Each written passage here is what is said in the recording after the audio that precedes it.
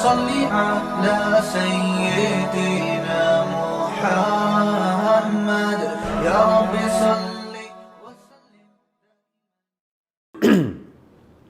بسم اللہ الرحمن الرحیم. آج میں آپ کے سامنے سورہ آل عمران کا 7واں یعنی رکوع نمبر 7 اور تیسرے پارے کا رکوع نمبر 15 پیش کروں گا، اور حسب معمول سب سے پہلے اس کا لفظی ترجمہ، پھر یعنی مختصر گرامر کے ساتھ پھر اس کی تفسیر ہوگی، اور جو علمی نکات ہمیں اس میں نظر آتے ہیں وہ انشاءاللہ آپ کے سامنے پیش کریں گے. نمبر وار. اعوذ باللہ من الشیطان الرجیم. بسم اللہ الرحمن الرحیم. قل یا اہل الکتاب. قل کا معنی کہہ دیجئے، یا اہل الکتاب، اے کتاب والو، یعنی یہود و نصارہ. مراد اس آیت میں عیسائی ہیں. تعالو، آؤ. میں نے بتایا تھا کہ تعال عزت کے ساتھ جب کسی کو بلایا جاتا ہے تو تعال استعمال ہوتا ہے واحد کا صیغہ، اور جمع کے لیے تعالو. آؤ الی کلمتن، ایک ایسی بات کی طرف، سوائن جو برابر ہے، بیننا و بینکم، ہمارے اور تمہارے درمیان مشترک چیز ہے، اس کی طرف آ جاؤ. وہ کیا ہے؟ اللہ نعبد الا اللہ. اللہ اصل میں تھا ان لا، ان کا معنی کہ، لا کا معنی نہیں. اللہ نعبد، کہ ہم عبادت نہیں کریں گے، الا اللہ، مگر اللہ کی.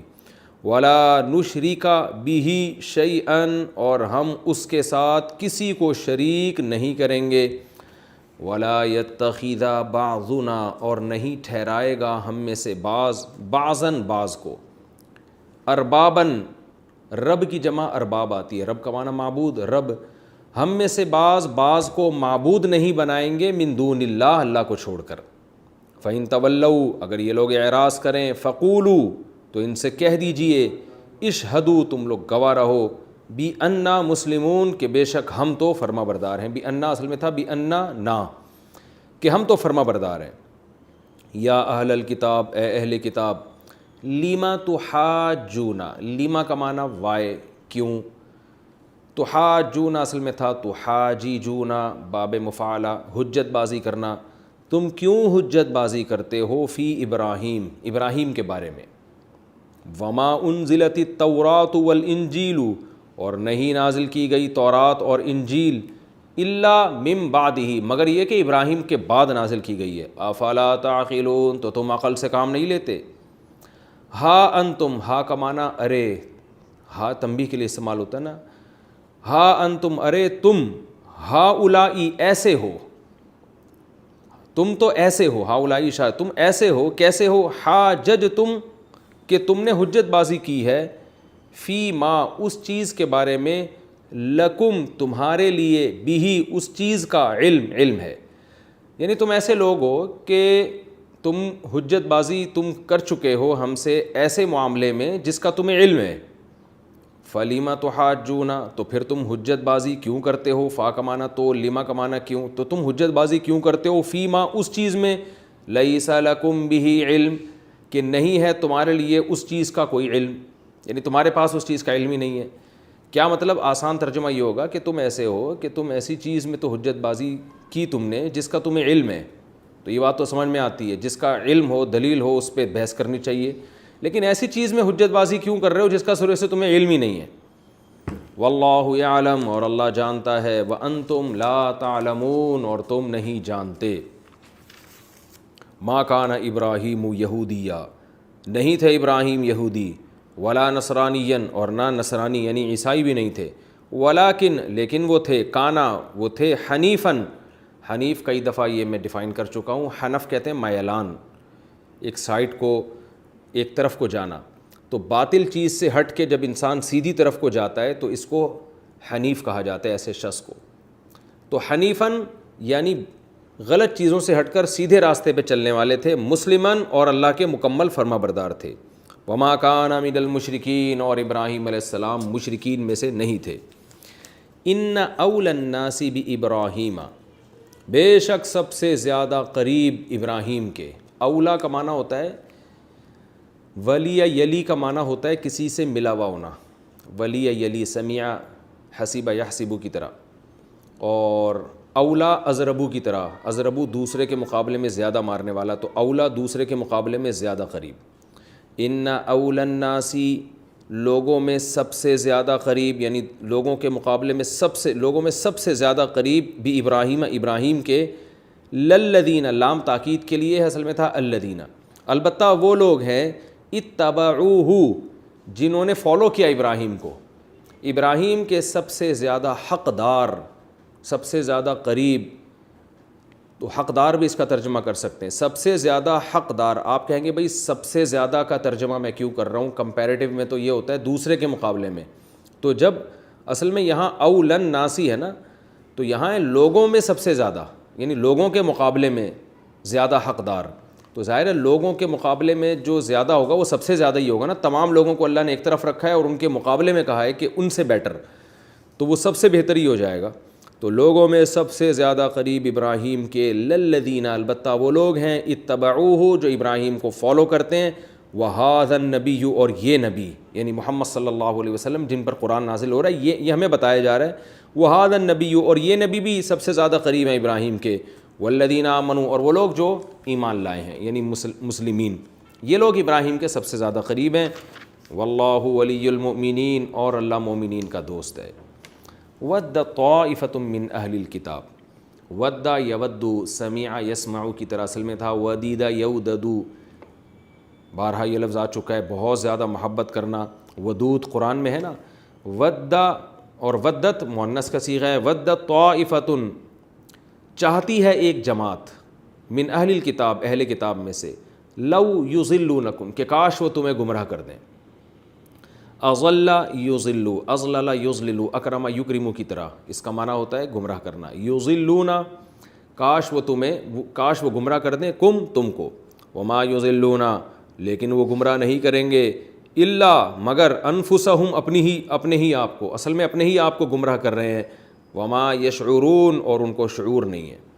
یا اہل الکتاب، اے اہل کتاب، لم تکفرون بآیات اللہ، تم کیوں انکار کرتے ہو اللہ کی آیتوں کا، وانتم تشہدون، حالانکہ تم اقرار بھی کرتے ہو، گواہی بھی دیتے ہو، شہید یشہد کا معنی گواہی دینا، گواہی کہتے ہیں زبان سے اقرار، تو زبان سے اقرار بھی کرتے ہو۔ یا اہل الکتاب، اے اہل کتاب، لم تلبسون الحق بالباطل، کیوں تم، تلبسون، لبس یلبسو، معاملے کو ملتبس کر دینا، مشتبہ بنا دینا، حق اور باطل کو خلط ملط کر دینا، لم تلبسون الحق بالباطل، تم حق کو باطل کے ساتھ گڈمڈ کیوں کرتے ہو، وتکتمون الحق، اور حق کو چھپاتے کیوں ہو، وانتم تعلمون، حالانکہ تم جانتے ہو، کیا مطلب، یہ جانتے ہو کہ اس کی سزا کیا ہے، کتنا بڑا جرم ہے یہ، تو ایسا کام کیوں کرتے ہو۔ یہ اس رکوع کا لفظی ترجمہ اور مختصر گرامر ہو گئی، یہ رکوع ذرا مختصر بھی ہے۔ اب ہم اس کی تفسیر کی طرف چلتے ہیں۔ اہل نجران سے بات ہو رہی تھی اور عیسائیوں سے خطاب چل رہا تھا، تو یہ ان رکوع میں زیادہ تر خطاب عیسائیوں سے ہی ہے۔ اس سے پہلے والے رکوع میں عیسائیوں کو دلائل سے سمجھایا گیا کہ حضرت عیسیٰ علیہ السلام کی مثال مٹی کی ہے، آدم کو مٹی سے بنایا، بغیر باپ اور بغیر ماں کے، تو وہ معبود نہیں ہو سکتے، وہ خدائی قوتیں ان کے ہاتھ میں نہیں ہیں۔ تو عیسیٰ کی تو پھر بھی ماں تھیں، بغیر باپ کے بنایا، تو عیسیٰ کا وجود اللہ کی قدرت کی دلیل ہے، عیسیٰ کی قدرت کی دلیل نہیں ہے۔ یہ دلیل دی گئی، مباہلے کا چیلنج بھی کیا گیا کہ پھر بھی بات سمجھ میں نہیں آتی تو میدان میں اپنی اولادوں کو لے آؤ، ہم بھی لے آتے ہیں، جو دین سچا ہوگا وہ بچ جائے گا، جو جھوٹے ہوں گے ان پر اللہ کی لعنت ہوگی۔ اس سے بھی انہوں نے راہ فرار اختیار کیا۔ تو قرآن ایک نرم انداز سے عیسائیوں کو دین کی دعوت دے رہا ہے، پیارے انداز سے، ایک نرم انداز سے دین کی دعوت دے رہا ہے کہ بحث مباحثے چھوڑو، آؤ ایک ایسی بات کی طرف جو ہمارے اور تمہارے درمیان مشترک ہے۔ ہم تمہارے دین کے خلاف نہیں ہیں، ہم تو تمہاری کتابوں پر ایمان کو اپنے ایمان کا جز سمجھتے ہیں، لیکن تم اپنی کتابیں پڑھو تو تمہیں وہی کچھ نظر آئے گا جو اسلام کہہ رہا ہے۔ وہ کیا ہے؟ یا اہل الکتاب، اے نبی آپ کہہ دیجئے کہ اہل کتاب، تعالوا، آؤ، الی کلمۃ، ایسی بات کی طرف، سواء بیننا و بینکم، جو ہمارے اور تمہارے درمیان مشترک ہے۔ وہ کیا ہے؟ اللہ نعبد الا اللہ، کہ ہم اللہ کے سوا کسی کی غلامی نہیں کریں گے۔ عبادت، غلامی، عبادت کا کیا تصور ہے، مفہوم ہے، یہ میں پچھلے لیکچروں میں بہت ڈیٹیل سے بتا چکا ہوں کہ ہم اللہ کے سوا کسی کی غلامی نہیں کریں گے۔ یہ ہمارے اور تمہارے درمیان یہ توحید مشترک ہے، تم اپنی کتابیں پڑھو، تمہیں اس میں بھی یہی نظر، اور تم اس کے دعوے دار بھی ہو کہ ہم توحید پرست ہیں، تو حقیقت میں توحید پر آؤ نا۔ یہ کیا بات ہے کہ ہم ایک اللہ کو مانتے ہیں لیکن حضرت مریم بھی ہیں، لیکن حضرت عیسیٰ بھی ہیں، لیکن یوں بھی ہیں، پھر ایک خدا تین کیسے ہو گئے، پھر اس پہ کتابیں لکھی جا رہی ہیں اور وہ خود بھی سمجھ میں نہیں آ رہا ان کے، اور اس کو متشابہات میں داخل کر لیا پھر۔ تو یہ کیا تکلف تم نے کیا ہوا ہے؟ آؤ سیدھی سادی بات کی طرف، یعنی اسلام تمہیں جس مذہب کی دعوت دے رہا ہے وہ تم سے ہٹ کے الگ مذہب نہیں ہے، وہ کوئی الگ چیز نہیں ہے، وہ وہی دعوت ہے جو تمام پیغمبر دیتے رہے ہیں، جو عیسیٰ ابن مریم بھی دیتے رہے ہیں۔ تو آؤ ایسی بات کی طرف جو ہمارے تمہارے درمیان مشترک ہے۔ یہ جو بت پرست لوگ ہیں یہ شرک کو مانتے ہیں، جو آگ کی پرستش کرنے والے لوگ ہیں یہ مشرک ہیں، یہ تو فخر سے شرک کرتے ہیں اور اپنے آپ کو توحید پرست کہتے بھی نہیں ہیں۔ تمہاری تو بیس توحید پر ہے، تو اسلام تمہیں اسی چیز کی دعوت دے رہا ہے جو ہمارے تمہارے درمیان مشترک ہے۔ آؤ ایسی بات کی طرف جو ہمارے تمہارے درمیان مشترک ہے، اللہ نعبد الا اللہ، کہ ہم اللہ کے سوا کسی کی عبادت نہیں کریں گے، ولا نشرک بہ شیئا، اللہ کے ساتھ کسی کو شریک نہیں کریں گے، ولا یتخذ بعضنا بعضا، اور ہم میں سے بعض کو، یعنی ہم ایک دوسرے کو اربابن، رب نہیں بنائیں گے اللہ کو چھوڑ کر۔ اللہ کو چھوڑ کر جو ہم نے اپنے جیسے لوگوں کو خدا بنا لیا ہے، یہ کام ہم نہیں کریں گے۔ صحابہ نے اس آیت کی تفسیر رسول اللہ صلی اللہ علیہ وسلم سے پوچھی تھی کہ یا رسول اللہ، یہود و نصارہ تو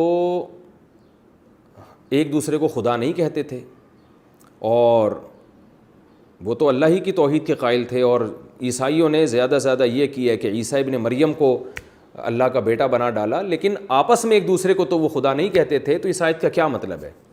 تو آپ صلی اللہ علیہ وسلم نے فرمایا، صحیح حدیث ہے، فرمایا کہ ایسا نہیں ہے کہ ان کے علماء جو ہیں، جس چیز کو ان کے علماء نے حلال کر دیا انہوں نے حلال سمجھا، جس چیز کو ان کے علماء نے حرام کر دیا انہوں نے حرام سمجھا۔ تو یہ جو حلال و حرام کا اختیار اپنے علماء کو دیا ہوا ہے انہوں نے، یعنی حدیث کا مفہوم میں بیان کر رہا ہوں، تو یہ خدا بنا نہیں ہے، حلال و حرام کا اختیار صرف اللہ کے پاس ہے، یہ کسی قوم کے مذہبی رہنماؤں کے پاس نہیں ہے۔ تو یہ مطلب ہے اس آیت کا کہ یہود و نصارہ نے جو اپنے پادریوں کو اور مذہبی رہنماؤں کو دین میں دخل اندازی کی اتنی اجازت دے رکھی ہے کہ پادری صاحب جس چیز کو حلال کر دیں وہ حلال اور جس چیز کو حرام کر دیں وہ حرام، تو یہ بھی خدا بنانے کے مترادف ہے۔ تو اس چیز سے بھی قرآن منع کر رہا ہے کہ حلال و حرام جو اللہ نے کیا ہے وہی ہے، آپ کو اپنی طرف سے نہ کسی چیز کو حلال کرنے کی اجازت نہ حرام کرنے کی اجازت۔ یہاں یعنی اس آیت کی تفسیر میں ایک بات خوب اچھی طرح سمجھیں، اس آیت کی تفسیر میں نا دو انتہاؤں کی طرف لوگ گئے ہیں۔ کچھ لوگوں نے تو یہ کیا ہے، یعنی اس آیت کی تفسیر میں تو ہم نہیں کہہ سکتے، یعنی یوں کہہ سکتے ہیں کہ اس امت میں دو انتہائیں پیدا ہوئی ہیں۔ ایک تو وہ ہیں جنہوں نے اس آیت کی ایسی تفسیر بیان کی ہے کہ اس آیت کی دھجیاں اڑا دی انہوں نے۔ یہ وہ لوگ ہیں جو بابوں کو، بزرگوں کو اتنی اتھارٹی دیتے ہیں کہ وہ جب چاہیں حلال کر دیں، جب چاہیں حرام کر دیں، ان سے کوئی دلیل کا مطالبہ بھی کرے تو گویا کفر سمجھا جاتا ہے، اور بس ان کے پیر صاحب ہیں، ان سے کوئی پوچھ نہیں سکتا، وہ نماز پڑھیں نہ پڑھیں ان کی مرضی ہے، بس یہ تو جنت میں جائیں گے۔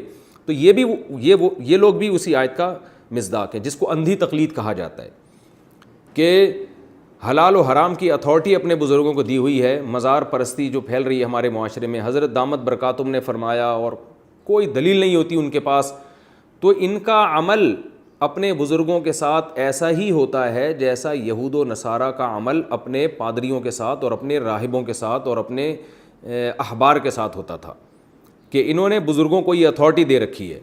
آج دیکھ لیں بدعتی لوگ کیا کچھ کر رہے ہیں، ان سے قرآن و سنت مکمل ایک طرف، لیکن بس ان کے بزرگ نے جو کہہ دیا تو وہ پتھر پہ لکیر، تو وہ بھی اسی آیت کے مفہوم میں داخل ہیں، وہ بھی ان لوگوں کی فہرست میں داخل ہیں جو اللہ کے ساتھ غیر اللہ کو شریک کرتے ہیں، اور انہوں نے اپنے بزرگوں کو اختیارات دیے ہوئے ہیں۔ لیکن دوسری طرف ایک اور انتہا جو اس آیت کی غلط تفسیر کرتی ہے، وہ لوگ ہیں کہ جو لوگ مجتہدین کی تقلید کرتے ہیں، اس پر ان لوگوں پر یہ آیتیں فٹ کی جاتی ہیں کہ جناب آپ ابو حنیفہ رحمہ اللہ تعالیٰ کے قول کو فالو کر رہے ہو، آپ امام شافعی کو قول کو فالو کر رہے ہو، تو قرآن تو منع کر رہا ہے کہ حلال و حرام کا اختیار تو صرف اور صرف اللہ کے پاس ہے، تو ابو حنیفہ کے پاس تھوڑی اختیار آ گیا، امام شافعی کے پاس تھوڑی اختیار آ گیا، تو جو امت میں 99.9% لوگ جو ان چاروں فقہ میں سے کسی ایک کو فالو کر رہے ہیں، بعض لوگ یہ آیتیں اٹھا کے ان پہ بھی چشمہ کر دیتے ہیں اور ان پہ بھی شرک اور کفر کے فتوے لگاتے ہیں کہ یہ لوگ بھی اسی آیت کا مصداق ہیں، حالانکہ یہ اس آیت کا مصداق نہیں ہے۔ وجہ کیا ہے؟ نبی صلی اللہ علیہ وسلم نے یہود و نصارہ کے جن اکابرین کی برائی بیان کی ہے، یہ وہ بزرگ تھے جن کو یہود و نصارہ نے اتھارٹی دے رکھی تھی کہ یہ جب چاہیں کسی چیز کو حلال کر سکتے ہیں، جب چاہیں کسی چیز کو حرام کر سکتے ہیں۔ اور آج بھی آپ اگر عیسائیوں کے جو مذہبی عقائد کی کتابیں وہ اٹھا کے پڑھیں گے تو اس میں یہ عقیدہ باقاعدہ لکھا ہوا ہے کہ فادر کو، پادری کو یہ پرمیشن ہے کہ وہ زمانے کے لحاظ سے، حالات کے لحاظ سے مذہب میں چینجنگ کر سکتا ہے، وہ حلال کو حرام اور حرام کو حلال کر سکتا ہے۔ تو یہ آج بھی لکھا ہوا ہے۔ تو حلال و حرام بیان کرنا الگ چیز ہے، حلال کو حرام کر دینا اور حرام کو حلال کر دینا الگ چیز ہے۔ تو حلال کو حرام کرنا یا حرام کو حلال کرنے کی اتھارٹی صرف اللہ کے پاس ہے، یہ کسی کے پاس نہیں ہے۔ جبکہ مجتہدین کو جو فالو کیا جاتا ہے، اس لیے نہیں کہ ابو حنیفہ کو یہ اختیار حاصل ہے کہ وہ حلال کو حرام کر دیں یا حرام کو حلال کر دیں، بلکہ وہ ان مسائل میں فالو کیا جاتا ہے جو اختلافی مسائل ہیں۔ تو اختلافی مسائل میں ایک عامی آدمی کی ذمہ داری ہے کہ وہ اپنی رائے قائم کرنے کے بجائے اپنے سے زیادہ پڑھے لکھے پر، جس پر پوری امت نے اعتماد کیا ہو، اس کی رائے کو اپنی رائے پر ترجیح دے۔ تو ابو حنیفہ کو وہ حلال و حرام کرنے کی اتھارٹی نہیں دے رہا، بلکہ وہ یہ اتھارٹی دے رہا ہے کہ قرآن و سنت میں جہاں دلائل میں تعارض ہوگا، دونوں طرف دلائل ہوں گے، تو آپ مجھ سے زیادہ پڑھے لکھے ہیں، آپ نے صحابہ کے زمانے کو دیکھا ہے، آپ اگر کسی چیز کو یہ بتائیں گے کہ یہ حلال ہے تو میں اپنی رائے کو چھوڑ دوں گا، آپ کی رائے کو فالو کروں گا قرآن و سنت کو سمجھنے میں۔ یہی وجہ ہے کہ پوری امت نے ان چاروں اماموں کو مجتہد مانا ہے۔ اگر امت یہ سمجھتی کہ انہوں نے اپنی طرف سے بھی چیزوں کو حلال و حرام کیا تو امت مجتہد تو دور کی بات، ان کو مسلمان ہی نہ مانتی۔ اس لیے کہ کسی مجتہد کو یہ اجازت نہیں ہے کہ حدیث میں ایک مسئلہ بیان ہوا اور وہ اس کے اپوزٹ اپنی رائے قائم کرے۔ ایسا کام اگر کوئی مجتہد کرے گا تو وہ مجتہد تو دور کی بات، وہ اسلام سے خارج ہو جائے گا۔ تو لہذا جو جاہل پیر اور بابے قرآن و سنت کے مقابلے میں اپنی رائے پیش کرتے ہیں، وہ خود بھی اسلام سے خارج ہیں اور ان بابوں کو فالو کرنے والے لوگ بھی اسلام سے خارج ہیں اور اس آیت کا مصداق ہیں۔ اور جو علماء مجتہدین، وہ علماء جن پر پوری امت نے اجماع کیا، فروعی مسائل میں اگر کوئی شخص ان کی رائے کو فالو کرتا ہے، ان کی تقلید کرتا ہے، تو وہ اس کا مصداق نہیں ہے، کیونکہ وہ یہ اتھارٹی نہیں دے رہا ابو حنیفہ یا امام شافعی کو کہ آپ جب چاہیں کسی چیز کو حلال کر دیں یا حرام کر دیں۔ وہ یہ اتھارٹی دے رہا ہے کہ جہاں مسائل میں اختلاف ہوگا تو میرا جو مینٹل لیول ہے اور میرا جو علم کا لیول اور تقوی کا لیول بہت کم ہے، آپ صحابہ کے دور کے قریب ہیں، آپ نے صحابہ تابعین کو نمازیں پڑھتے ہوئے دیکھا ہے، تو میں اپنی رائے پر آپ کی رائے کو ترجیح دوں گا، کیونکہ ایک عامی آدمی کسی بھی فیلڈ میں اپنے سے ماہر کی رائے کو ترجیح دیتا ہے، یہی عقل کا تقاضا ہے۔ آپ اگر ڈاکٹر نہیں ہیں، آپ کتابیں پڑھ کے، میڈیکل سائنس کی کتابیں پڑھ کے آپ کی ایک رائے قائم ہوتی ہے، لیکن ڈاکٹر کی دوسری رائے ہے، تو ایک عامی آدمی کو کہا جائے گا کہ پراپر ڈاکٹر کو فالو کرو، اس میں یہ دلیل دینا صحیح نہیں ہوگا کہ تم دلیل کے بجائے اندھی تقلید کر رہے ہو۔ یہ اندھی تقلید نہیں ہے، اس لیے کہ اندھی تقلید پڑھے لکھے کی نہیں ہوتی، متقی اور پرہیزگار کی نہیں ہوتی اندھی تقلید۔ اندھی تقلید اپنے جیسے جاہلوں کی ہوتی ہے یا ان عالموں کی ہوتی ہے جو خود لوگوں کو اندھے راستے پہ چلا رہے ہوں۔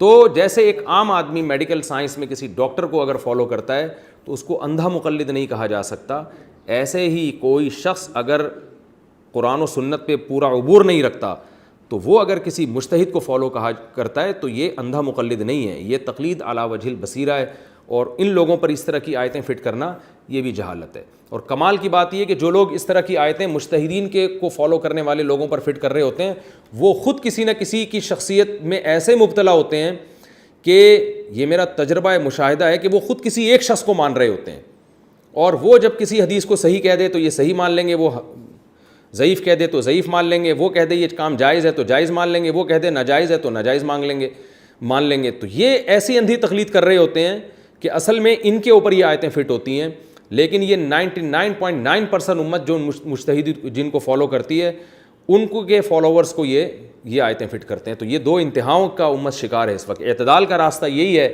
جو میں نے آپ کے سامنے بیان کیا کہ اس سے وہ لوگ مراد ہیں جن کو باقاعدہ یہ اتھارٹی دی گئی ہو کہ وہ جب چاہیں حلال کو حرام کر دیں اور حرام کو حلال کر دیں۔ ہم مجتہدین کو یہ اتھارٹی نہیں دیتے کہ وہ جب چاہیں حلال کو حرام کر دیں اور حرام کو حلال کر دیں، کیونکہ اگر ہم یہ سمجھتے کہ مجتہدین نے یہ کام کیا ہے کہ اپنی مرضی سے حلال و حرام کے فیصلے کیے ہیں، تو وہ مجتہد تو دور کی بات، ہم ان کو اسلام سے خارج سمجھیں گے، پھر اس مسلمان سمجھیں گے ہی نہیں، اور ان کے اتباع کرنے والا بھی اسلام سے خارج ہے. تو یہ خوب اچھی طرح سمجھ لیں.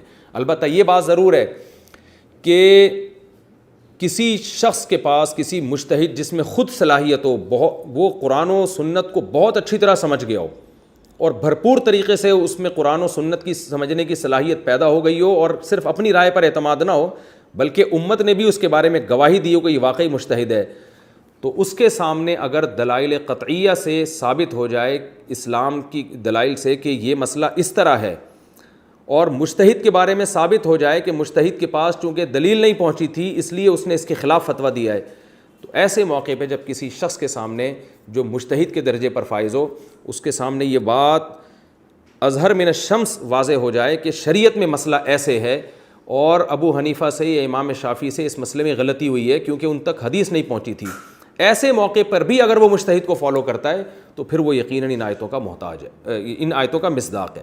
وجہ اس کی ہے کہ اس کو صاف طور پہ پتہ چل گیا کہ اسلام یہ کہہ رہا ہے، لیکن وہ اسلام کو چھوڑ کر کسی مجتہد کے پیچھے چل رہا ہے، ایسے مجتہد کے جس کے بارے میں اس کو معلوم ہے کہ ان تک حدیث نہیں پہنچی تھی، اس لیے وہ بیچارے فتویٰ دینے میں معذور تھے، جب حدیث پہنچ جاتی تو وہ رجوع کر لیتے.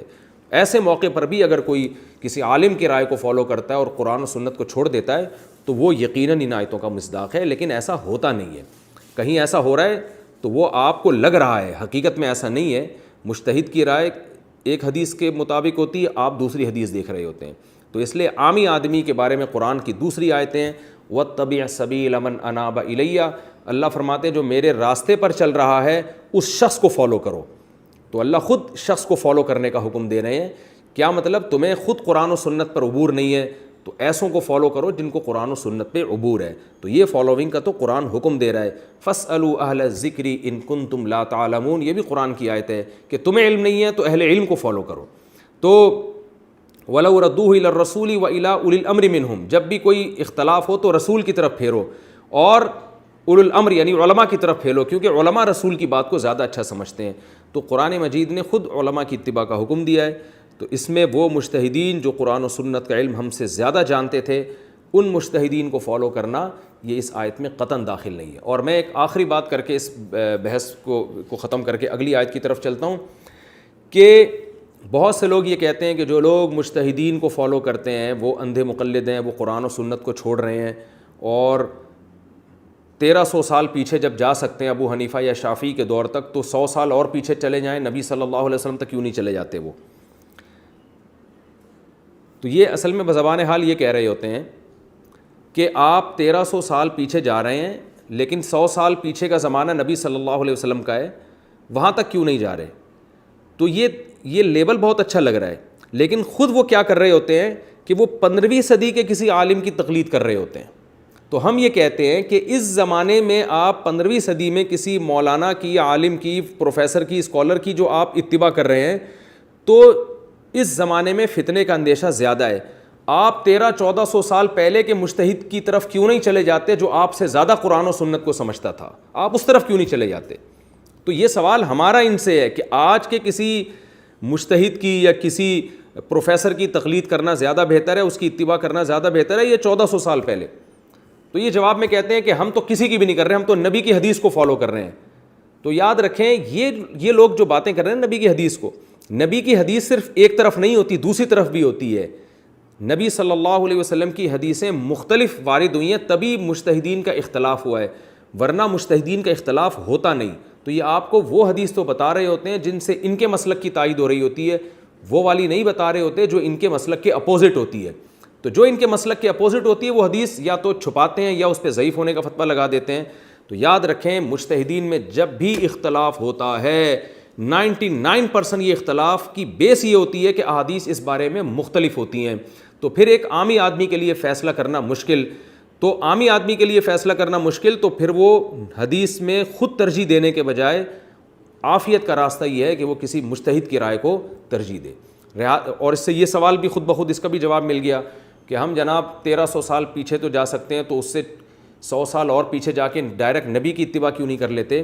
تو نبی کی اتباع ان احادیث میں تو آپ کے لیے براہ راست ممکن ہے جن میں 2 طرح کی حدیثیں نہیں ہیں، ایک ہی طرح کی حدیثیں ہیں، ان میں تو نبی ہی کی اتباع کی جاتی ہے. لیکن اگر حدیثیں دو طرح کی آ رہی ہیں، اس ایک حدیث سے پتہ چل رہا ہے یہ کام جائز ہے، ایک حدیث سے پتہ چل رہا ہے یہ کام ناجائز ہے، تو اس میں ترجیح کون سی حدیث کو دینی ہے اور کس میں تعویل کرنی ہے، اس کے لیے مجتہدین کی ضرورت پڑتی ہے کہ اس میں آپ اپنی رائے کو فالو کرنے کے بجائے، یعنی حدیث کی تشریح میں اپنی رائے کو فالو کرنے کے بجائے آپ کسی مجتہد کی رائے کو فالو کریں. تو یہ یعنی الفاظ کے بکھیڑے ہیں اور الفاظ کے خوشنما نعرے ہیں جس سے لوگوں کو بیوقوف بنایا جاتا ہے اور لوگوں کو یہ سمجھایا جاتا ہے کہ ہم تمہیں حدیث بتاتے ہیں اور یہ چاروں اماموں نے تو پتہ نہیں کیا کیا ہے. تو ایسا نہیں ہے. تو خوب سمجھ لیں کہ تقلید کن مسائل میں کی جاتی ہے، اس سے یہ مسئلہ واضح ہو جائے گا. عقائد میں تقلید نہیں ہوتی. قرآن و سنت میں عقیدے کے معاملے کو بہت وضاحت سے بیان کیا ہے، اس میں دائرہ قرآن و سنت کو فالو کیا جائے گا. اسی طرح کچھ مسائل قرآن و سنت میں ایسے ہیں جو اختلافی نہیں ہیں، اس میں ایک ہی طرح کے دلائل ہیں، جیسے زانی کو 100 کوڑے مارے جائیں گے، اور حدیث میں آتا ہے شادی شدہ زانی کو رجم کیا جائے گا، نمازیں 5 فرض ہیں، رمضان کے روزے فرض ہیں، حج کرنا فرض ہے، عمرہ کرنا فرض ہے. یہ وہ مسائل ہیں جس میں کسی کی تقلید جائز نہیں ہے، کیونکہ ان مسائل کو آپ صلی اللہ علیہ وسلم نے اتنی وضاحت سے بیان کر دیا ہے کہ اس میں ڈائریکٹ نبی کو فالو کیا جائے گا، کیونکہ نبی کی بات کے دو مطلب یہاں نکلتے نہیں ہیں. تو اس میں آپ کو 1300 سال نہیں بلکہ آپ ڈائریکٹ 1400 سال پیچھے ہی جائیں گے. لیکن کچھ مسائل ایسے ہیں جن میں دونوں طرح کی احادیث ہیں، صحابہ کے عمل بھی مختلف ہیں. مثال کے طور پر زور سے آمین کہنا، آہستہ آمین کہنا، یہ دونوں حدیثوں ثابت ہے. صحابہ سے بھی دونوں طرح کے عمل ثابت ہیں، زور سے آمین کہنا بھی، آہستہ آمین کہنا بھی. رفع الیدین کرنا بھی نبی سے ثابت، نہ کرنا بھی نبی سے ثابت. صحابہ سے بھی دونوں طرح، بعض صحابہ رفع الیدین کے بغیر نماز پڑھتے تھے، بعض رفع الیدین کر کے نماز پڑھتے تھے. اسی طرح ہاتھ باندھنے کی مختلف کیفیت، کہ ہاتھ کہاں باندھے جائیں گے، یہ بھی مختلف کیفیت نبی سے بھی ثابت اور صحابہ سے بھی ثابت. ہاتھ باندھنے بھی ہیں نماز میں یا ہاتھ چھوڑ کے نماز پڑھنا ہے، اس میں بھی صحابہ کی دونوں رائے ہمیں ملتی ہیں. تو ایسے اختلافی مسائل میں کوئی یہ کہتا ہے میں ڈائریکٹ نبی کو فالو کروں گا، تو کیسے فالو کرے گا بھائی؟ نبی سے تو دونوں چیزیں ثابت ہیں. تو ظاہر ہے آپ نے دونوں طرف کے دلائل رکھ کے ایک فیصلہ کرنا ہے نا کہ زیادہ راجح کون سا ہے. تو یہ فیصلہ آپ نہ کریں، یہ فیصلہ مجتہد کر چکے ہیں، انہی میں سے کسی ایک کو آپ فالو کریں اور دوسرے پر اعتراض نہ کریں. تو یہ ہے تقلید کا مطلب. یہ مطلب نہیں ہے کہ اندھی تقلید ہو رہی ہے کہ قرآن و سنت میں ایک مسئلہ انتہائی وضاحت سے بیان کر دیا اور آپ پھر بھی ابو حنیفہ کے پیچھے چل رہے ہیں.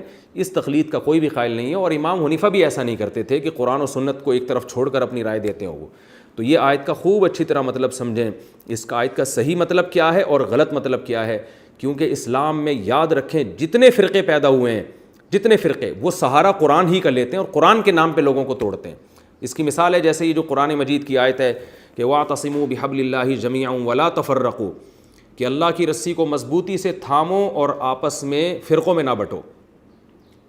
بہت سے لوگوں نے کیا کیا، جیسے جماعت المسلمین نے اس آیت کو لے کے چاروں فقہ کے جو فالوورز ہیں، حنفی، مالکی، شافعی، حنبلی، ان سب کو غلط قرار دیا اور کہا کہ قرآن تو کہہ رہے قرآن کو پکڑو اور فرقوں میں نہ بٹو، یہ تو 4 فرقوں میں بٹ گئے، لہذا یہ سب غلط ہیں. 5واں انہوں نے جماعت المسلمین نکال لیا. تو یہ بھی ہے کلمۃ حق ارید بہا الباطل. قرآن کی آیت صحیح ہے لیکن اس کا یہ مفہوم نہیں ہے جو آپ پیش کر رہے ہیں. قرآن کی آیت کا مفہوم کیا ہے کہ جو اس کا شان نزول ہے کہ 2 قبیلوں میں جنگ ہو رہی تھی عصبیت کی بیس پہ، تو قرآن نے کہا کہ قرآن کو لازم پکڑو. قرآن کہتا ہے مسلمان بھائی آپس میں لڑتے نہیں ہیں، تو ولا تتفرقوا، آپس میں فرقوں کا مطلب لڑائی مت کرو، دھڑوں میں مت بٹو، وہ دھڑے جن سے لڑائی پیدا ہوتی ہے یہ کام مت کرو. تو جماعت المسلمین نے کیا کیا کہ ایک اور دھڑا بنا کے امت کو لڑوا دیا کہ سارے غلط ہیں ہم صحیح ہیں، تو اس سے لڑائی بڑھ رہی ہے. تو آیت کی دھجیاں اڑائی جا رہی ہیں لیکن غلط مفہوم پیش کر کے اپنے آپ کو صحیح ثابت کیا جا رہا ہے. تو یہ جو فروعی اختلاف کی بیس پر مختلف فقہ وجود میں آئے ہیں یہ اس آیت میں داخل ہی نہیں ہے، کیونکہ فروعی اختلاف تو صحابہ کرام کے درمیان بھی موجود تھے. تو یہ ہے علم میں عمق اور گہرائی ختم ہو گئی ہے، بس کچھ الفاظ یاد کر کے لوگ چشمہ کر دیتے ہیں. تو میں اب اس آیت کا مفہوم خلاصے کے طور پر بیان کرتا ہوں کیونکہ یہ آیت بہت امپورٹنٹ ہے. اس میں وہ لوگ جو اپنے پیروں کو، مرشدوں کو اتنا بڑا بنا دیتے ہیں کہ قرآن و سنت ایک طرف، اور جو ہمارے حضرت جی نے کہا ان کو کیونکہ الہام ہوتا ہے، ان کا اللہ سے ڈائریکٹ کوئی لنک ہے، یہ زیادہ یعنی یہ جو بات کہتے ہیں تو غلط ہی نہیں ہوتی. اور ان کی ہر غلط بات جو 100% غلط ہو اس کی تعویل در تعویل کر کے ان کو صحیح قرار دینے کی کوشش کرنا، جو یہ کام کرے گا وہ اس آیت کی فہرست میں داخل ہوگا. فَإِن تَوَلَّوْا فَقُولُوا اشْهَدُوا بِأَنَّا مُسْلِمُونَ. اللہ نے فرمایا کہ اہل کتاب ہم نے تمہیں دعوت دی ہے کہ آؤ ایسے کلمے کی طرف جو ہمارے اور تمہارے درمیان مشترک ہے، وہ ہے توحید. تو تم نے اپنے پادریوں کو جو اتھارٹی دے رکھی ہے نا کہ وہ جب چاہیں حلال کر دیں جب چاہیں حرام کر دیں, یہ اتھارٹی ان سے چھینو. ان کا کام ہے حلال کو حلال بیان کرنا. بیان کرنے میں ان کو فالو کر سکتے ہو کیونکہ یہ تم سے زیادہ پڑھے لکھے ہیں, تم سے زیادہ تورات اور انجیل کو جانتے ہیں. تو یہ اتھارٹی ان کے پاس نہیں ہے. وہ علم کی بیس پر اگر کوئی بات کرتے ہیں تو وہ بات ٹھیک ہے, لیکن یہ اتھارٹی ان کو دے دینا یہ 100% غلط ہے. اور یہ آج بھی کسی کے پاس اتھارٹی نہیں ہے, جیسے کہ بدعتیوں نے اپنے پیر بنائے ہوئے ہیں اور وہ کرتے رہتے ہیں. فَإِن تَوَلَّوْا فَقُولُوا اشْهَدُوا بِأَنَّا مُسْلِمُونَ. اگر یہ اعراض کریں تو ان سے کہہ دیں کہ تم گواہ رہو, ہم بہرحال اسلام پر قائم ہیں اور ہم تمہارے نہ آنے سے ہم اسلام نہیں چھوڑیں گے. یا اہل الکتاب لم تحاجون فی ابراہیم وما انزلت التوراۃ والانجیل الا من بعد. یہود و نصارہ یہ بھی کہتے تھے کہ یہ مسلمان تو بعد میں پیدا ہوئے ہیں, ابراہیم علیہ السلام تو ہمارے ہیں, ہم ابراہیم علیہ السلام کے دین پر ہیں. ان مسلمانوں کا ابراہیم علیہ السلام سے کیا تعلق, کیونکہ یہ تو مکہ میں رہتے ہیں اور مشرکین مکہ تو پیغمبروں کے سلسلے کو مانتے ہی نہیں. ابراہیم علیہ السلام کے بعد سے تو اسماعیل علیہ السلام کے بعد سے تو ان میں کوئی نبی نہیں آیا. ہمارے پاس تو ہزاروں پیغمبر آئے ہیں اور یہ سارے ابراہیم علیہ السلام کی اولادوں میں ہیں. ابراہیم علیہ السلام کی حیثیت ایسی تھی جن کو سب مانتے تھے, یہودی بھی, عیسائی بھی اور مشرکین مکہ بھی.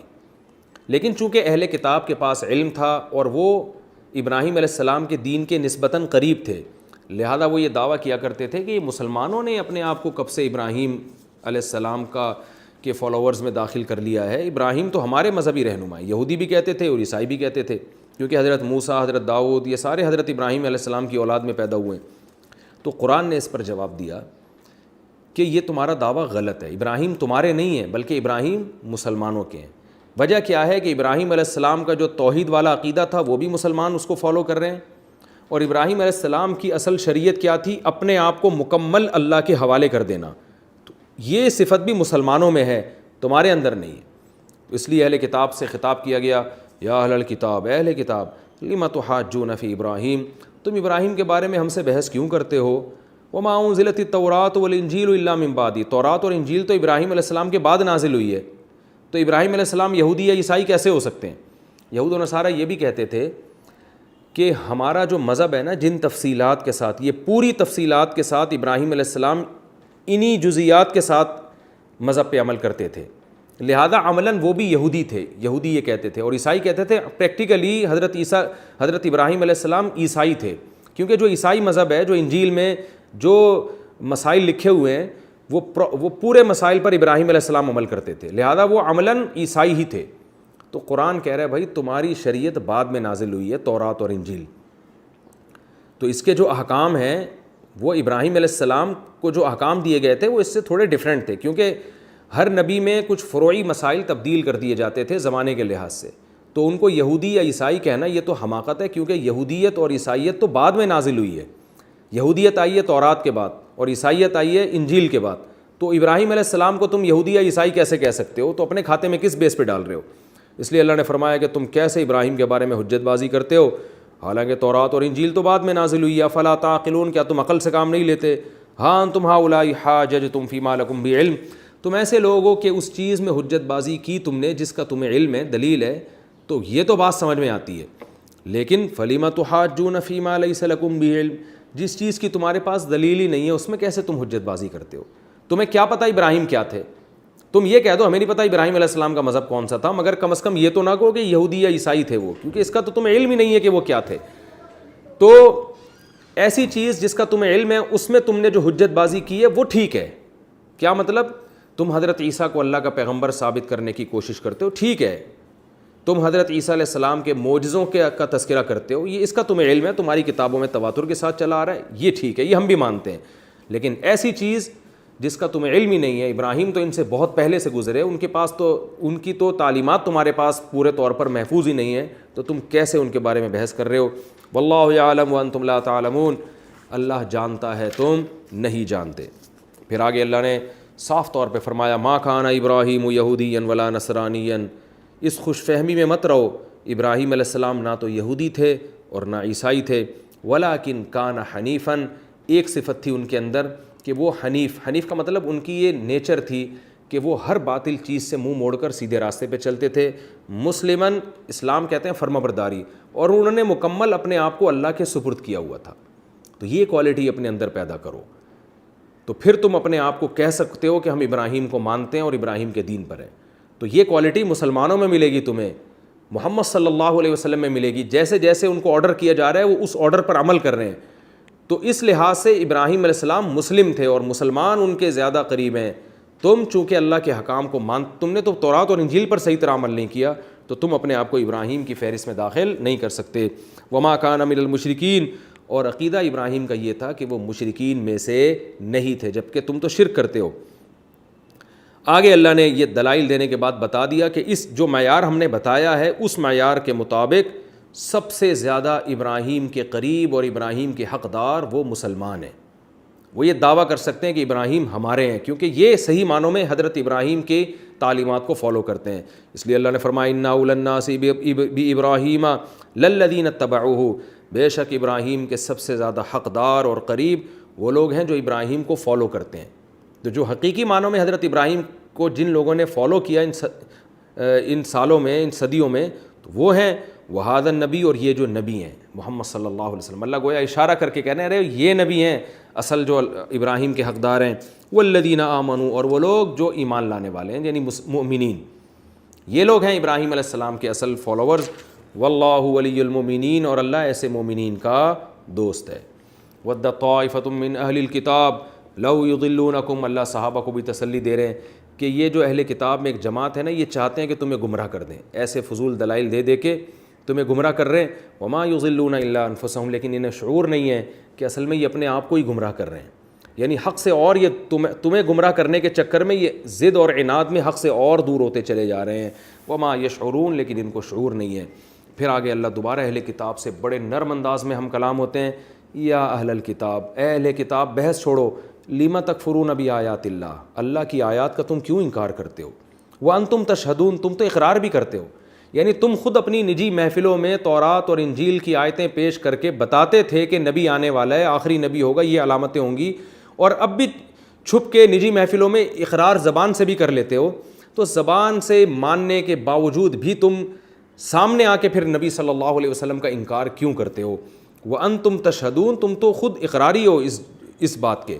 یا اہل الکتاب, اے اہل کتاب, لما تلبسون الحق بالباطل, تم حق اور باطل میں اشتباہ پیدا کیوں کرتے ہو. وتکتمون الحق, اور حق کو چھپاتے کیوں ہو. وانتم تعلمون, حالانکہ تم جانتے بھی ہو کہ یہ بہت بری حرکت ہے.